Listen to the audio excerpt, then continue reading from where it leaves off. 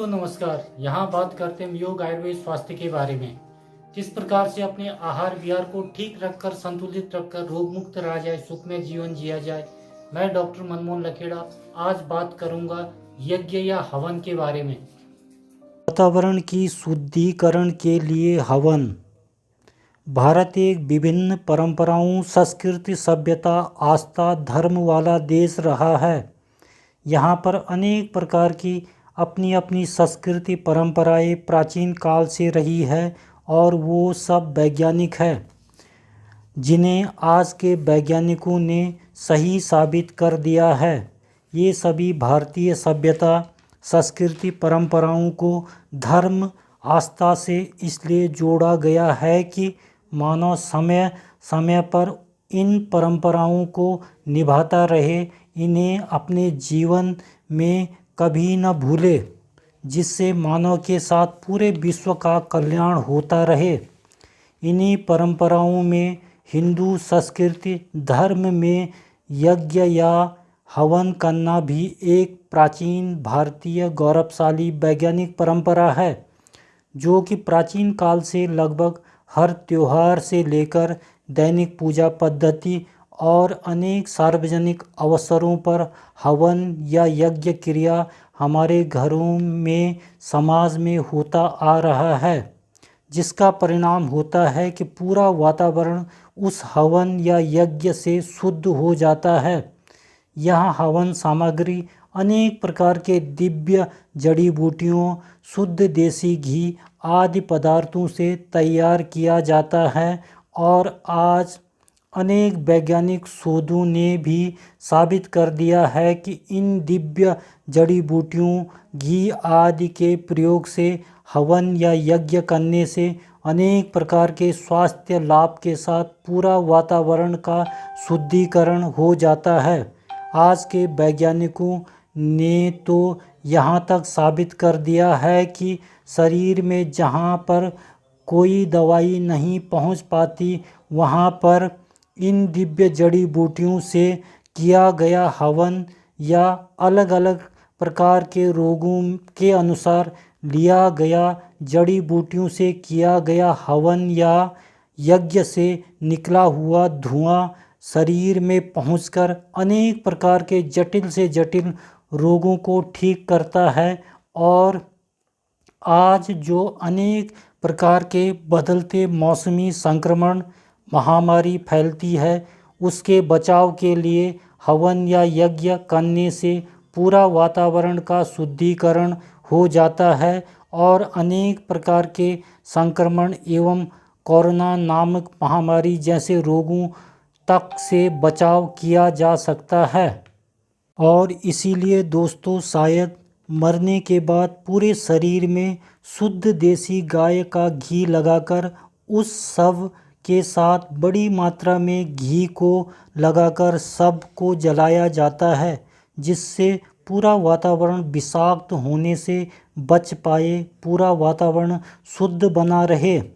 और आयुर्वेद ही एकमात्र ऐसा अनोखा अद्भुत शास्त्र है जिसमें जीवन जीने की समस्त नियम भरे पड़े हैं। और यही एकमात्र ऐसा शास्त्र है जो कहता है कि रोग को होने ही मत दो।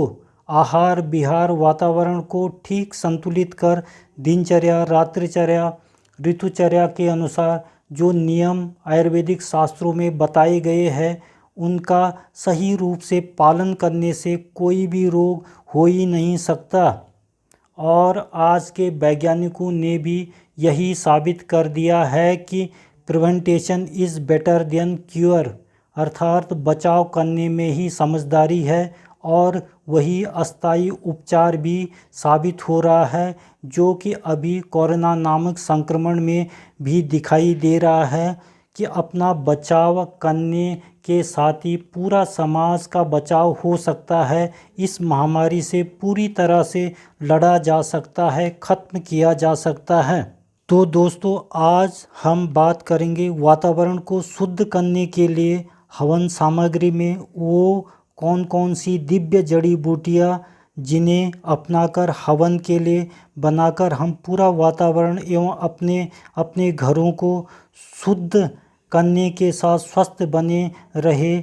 इस हवन सामग्री में निम्न दिव्य जड़ी बूटियाँ होती है या डाली जाती हैं। गुग्गुल 1 किलोग्राम, लाल एवं सफ़ेद चंदन 500 ग्राम, लोहवान और क्षार छबीला 250 ग्राम, अगर तगर काली मिर्च, पदम खां और स्पंद 150 ग्राम, नागरमोथा, बड़ी इलायची और कपूर 60 ग्राम, जावित्री, जायफल, लौंग, छोटी इलायची, कपूर, तज, तेजपत्र, नाग, केसर, दालचीनी, खस, सुगंध वाला, बाल छड़, कपूर, तालिसपत्र, कंकोल, पनड़ी और केवड़ा प्रत्येक 60 ग्राम।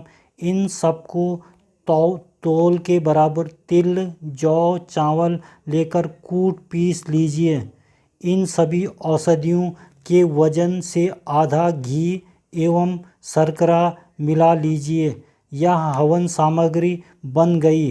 अब ढाक, आम या देवदारू की समिधा से नित्य हवन करना चाहिए और हर घर में, हर कमरे में पर्याप्त धूनी लगानी चाहिए। इसके साथ ही महामारी से बचने के लिए जहाँ भी उपयुक्त स्थान दिखाई दे वहाँ पर विषाणुनाशक पेड़ पौधे लगाने चाहिए। गमलों में, घरों में भी इस प्रकार के छोटे छोटे पौधे लगाए जा सकते हैं और सार्वजनिक स्थानों पर तो हर नागरिक का कर्तव्य है कि नीम आदि के वृक्ष लगाए। और दोस्तों, जिस प्रकार से आजकल अनेक प्रकार के कीटाणुनाशक, जीवाणुनाशक, आधुनिक जहर युक्त दवाइयों का छिड़काव पूरे वातावरण में किया जाता है, वह इन जीवाणु आदि को तो मारे या न मारे, लेकिन हमारे पूरे वातावरण को इस प्रकार के स्प्रे या छिड़काव से पूरा विषाक्त जरूर बना देता है, जिससे सीधे सीधे हमारे स्वास्थ्य पर अनेक प्रकार के नए नए रोगों का जन्म हो जाता है। इसलिए दोस्तों, आज की आवश्यकता है कि हम अपनी प्राचीन परंपराओं को जितनी जल्दी दोबारा अपनाएंगे, जीवन का अंग बनाएंगे, वह हमारे स्वास्थ्य के साथ पूरे वातावरण के लिए फायदेमंद होगा।